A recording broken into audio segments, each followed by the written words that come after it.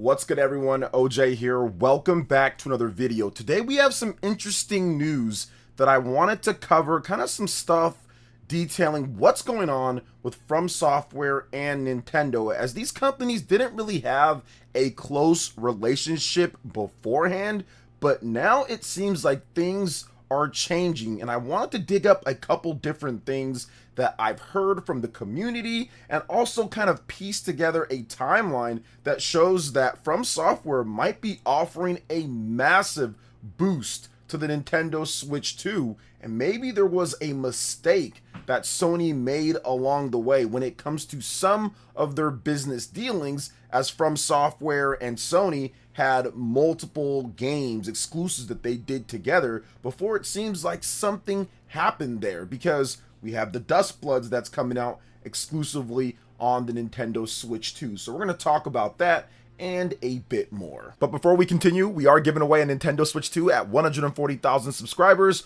or on September 1st, whichever comes first. Subscribe, like, comment. The winner will be chosen at random, and it's a worldwide giveaway. Thanks, peeps. Okay, let's just first start off with the Duskbloods, something that caught me off guard when it comes to the popularity of the game and the network test that's going on at this point. And there was an article from Famitsu, and the developers from FromSoftware talked about the Duskbloods and the popularity of it, how many people they have playing, and here are some bullet points of what was said. So apparently the Duskbloods has more playtest applicants than Elden Ring Night Rain did back when that game was being tested out. And that's interesting because Elden Ring Night Rain was on PC, PlayStation, and Xbox, so a much bigger install base than the Nintendo Switch 2, yet people were signing up left and right to get in on the Duskbloods playtest here. So one of the other bullet points that I'm reading from here was, for real, just Switch 2 alone got that many? No wonder the servers couldn't connect properly. And they're talking about the initial first play session. It just was a dud. People could not connect. It even trended during the playtest. So yeah, that's expected. This is impressive. Turns out there's more room for it to sell than thought. So that's the big thing here. That was the banter kind of back and forth what's going on here when they were talking about it. It does seem like there's a lot more interest in this game than maybe what was originally planned, and this could be a bigger system seller than what people are expecting. If you look at a lot of the stuff for this year, people were talking about the Duskbloods, obviously FromSoftware, but we didn't get any gameplay. We didn't know how it was going to operate outside of the one interview that Miyazaki did. We just didn't really know. But now that the gameplay is out there, now that the previews are out there, it's really showing that people are very interested in this, and I would not be surprised if this is a system seller type of game for this year, especially for FromSoftware PvP fans, or even just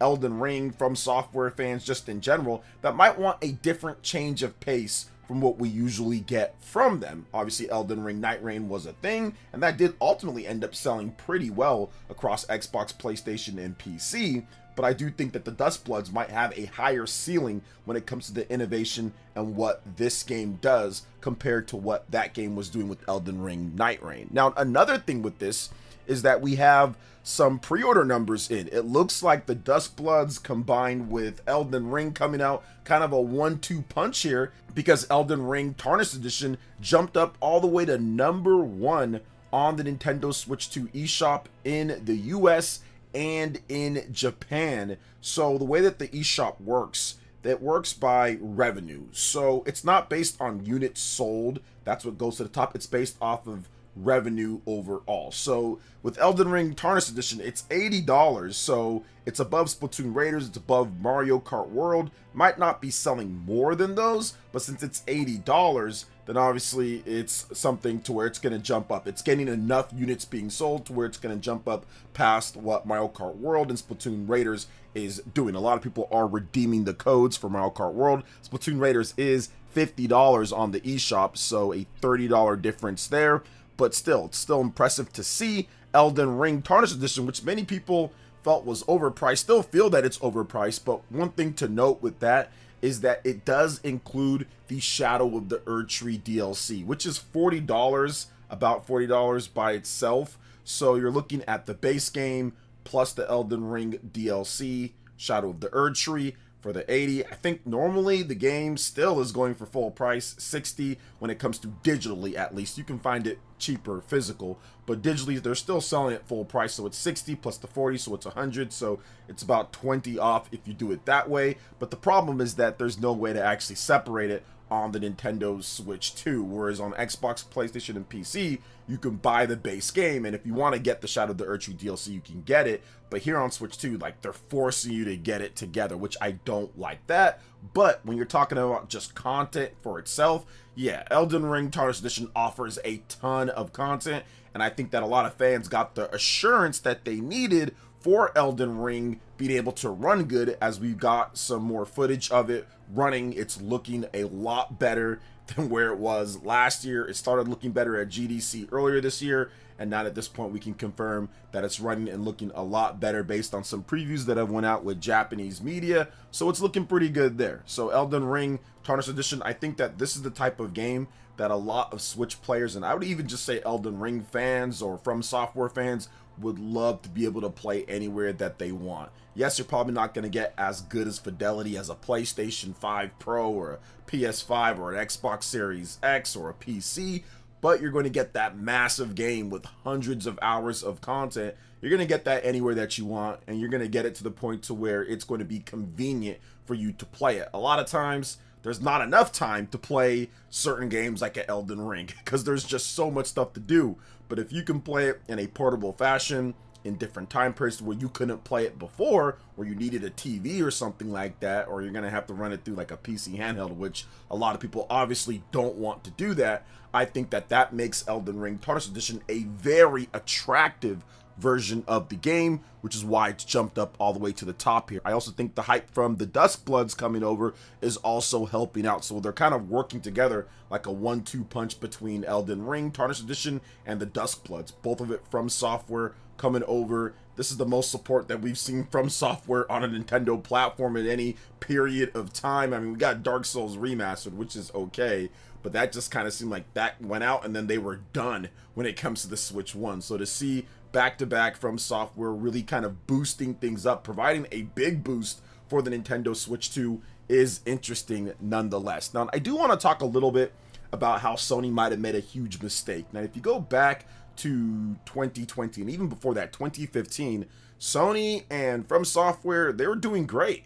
They had, obviously, multi-game relationship dating all the way back to Demon's Souls when it comes to originally that game, which that was Atlas, I think, that published that here in the US, but it was a PS3 exclusive, so that even goes back to like, you know, 2008, 2009, something like that. But they've had a multi-year relationship over the course of Demon's Souls, and then the Bloodborne game in 2015 for the PlayStation 4, that's an exclusive, and then of course the Demon's Souls remake in 2020, and I think that's where there might be some type of issue, because while there's nothing publicly said that Miyazaki or FromSoftware didn't like the Demon's Souls remake, there's definitely been some industry chatter, and some insiders like Nate the Hate has talked about this over on Reset Era.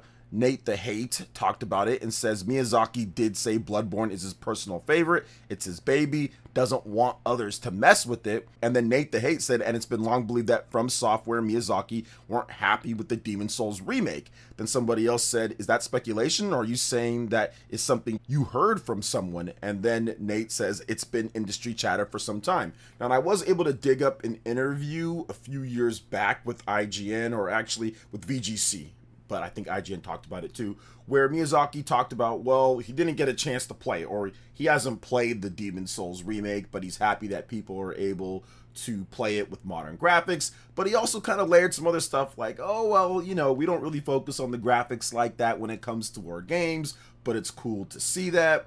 And, you know, it's just good that people get a chance to play a newer one. But he hasn't played it himself. And maybe still to this day, he's never played the Demon's Souls remake, which they weren't really involved with. So was there some tension from them doing the Demon Souls remake on the PlayStation 5? Was there something there that caused some problems and kind of what was going on? Because that was Sony Japan Studio, and that was Bluepoint Games that really handled that one. FromSoftware didn't really have too much involvement really with that. So was there something that happened from there? And I would say a bit of a rift, because you got to think about it. That game came out in 2020. And then if you look at it, Miyazaki from Software, they pitched what was happening with the Duskbloods all the way back in 2020, 2021.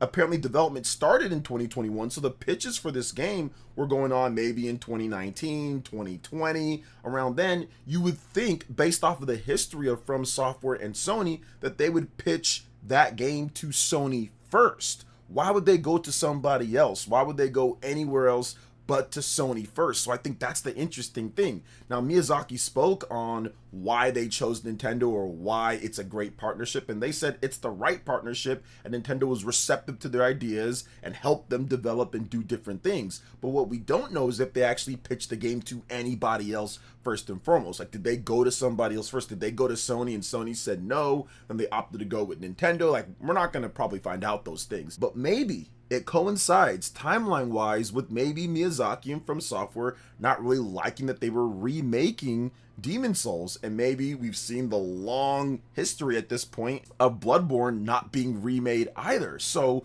is there something there? Did Sony make a huge mistake by opting to remake Demon Souls and not really get what From Software thinks, and not really get their input and all of that? And did that lead to From Software saying, you know what, we're just going to take our business somewhere else, and we're going to pitch this game to Nintendo and not even talk to Sony first, and maybe we can get something going there? So I think maybe there's something, right? I'm not sure. I can't prove it. Obviously, there's nothing that I can say about that, but this could be a huge shift when it comes to the upcoming generation, when it comes to what's happening here. Now, I don't think that From Software isn't going to make games on PlayStation. Obviously, if there's like an Elden Ring 2, or if there's like the next big single player game, it's going to be on PlayStation. It's going to be on PlayStation 6. It's going to be on PS5. They're going to do that. Obviously, they want to make money.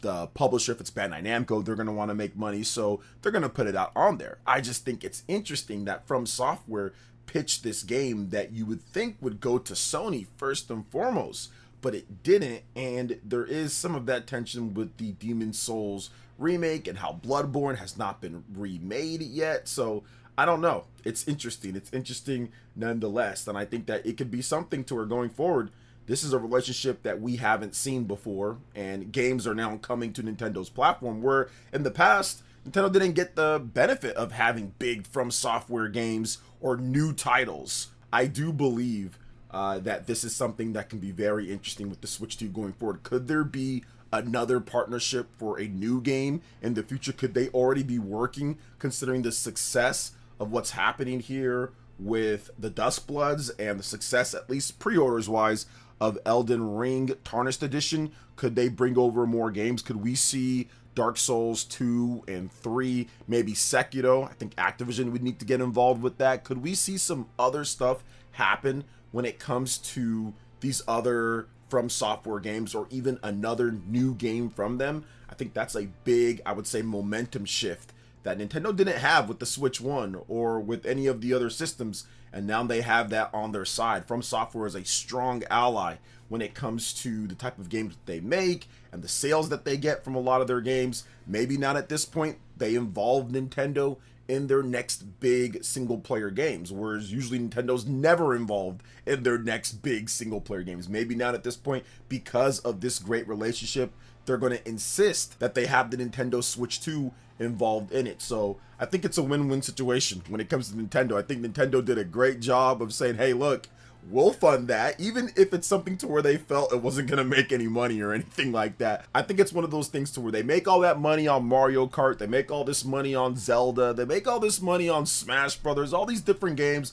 that have easily made their budget back, and then, like, I would say 40 or 50 times that. Take the money that you've earned from there and just fund whatever Miyazaki's doing, because it's good to get in on his good side and that company's good side is definitely a good idea, because then once again they'll think about you when it comes to other things. So I think that Nintendo was just like, oh yeah, absolutely. They might have in the back of their mind thought, man, this is a crazy idea, we don't want to spend the money on this, but you know who it is. It's Miyazaki, it's From Software. They've had so much success. Get it done, trust their vision, and I think good things will happen after that. And I think that's exactly maybe what's happening here. But what do you think when it comes to everything that we talked about here? Let me know in the comment section below. Alright peeps, that wraps it up for this video here. Thank you so much for watching. I do appreciate it. Please make sure you hit that like button, subscribe if you're someone new, click that notification bell, and check out my other Nintendo Switch 2, RPG content, and more right here on screen. Thanks for watching, and we'll catch you for the next one. Peace.